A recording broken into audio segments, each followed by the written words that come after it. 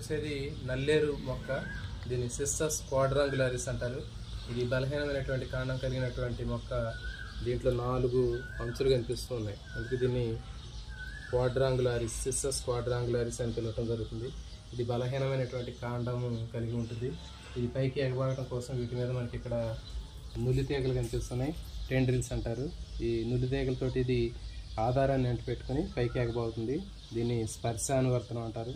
దీనికి ఏదైనా ఒక ఆధారం స్పర్శ తగలగానే వెంటనే దాన్ని చుట్టుకొని పైకి పెరుగుతుంది. అయితే దీనికి ఉన్నటువంటి ఇంకా ఆహార సంబంధమైనటువంటి విషయాలు మనం తీసుకున్నట్లయితే ఈ లేతగా ఉన్నటువంటి కాండాలు చట్నీ చేసుకోవడానికి ఎక్కువగా ఉపయోగిస్తుంటారు. ఇది అచ్చం సేమ్ మనకి గోంగూర చట్నీ ఎట్లా ఉంటుందో అదే విధమైనటువంటి టేస్ట్ ఉంటుంది. చాలా మంచి రుచికరమైనటువంటి చట్నీ దీని నుంచి తయారు చేయవచ్చు. ఇంకా దీనికి ఔషధపరమైనటువంటి విలువలు కూడా మనకి కనిపిస్తూ ఉంటాయి.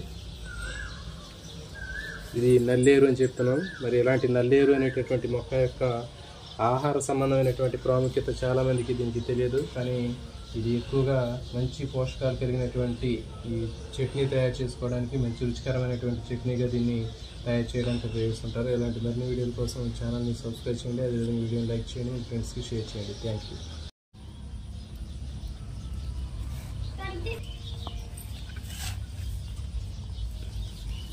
నీరసంగా స్లో మూవింగ్ ఉన్నాయి.